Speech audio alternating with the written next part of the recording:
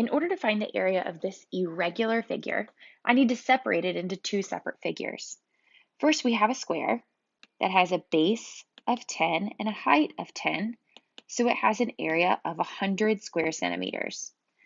At the top, we have a half circle, and this half circle has a diameter of 10. And the way that I know it has a diameter of 10 is because it's the same length as the base of this square, 10 units.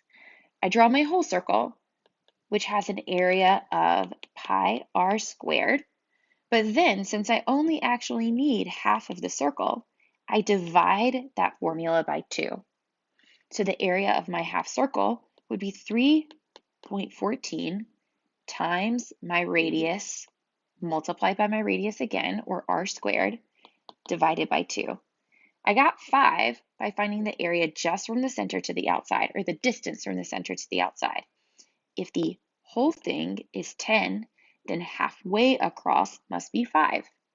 And remember, to square a number, we multiply that number by itself. When I simplify, I get an area of 39.25 squared units, which means the total sum of my areas, 100 plus 39.25 square units, gives me 139.25 square units.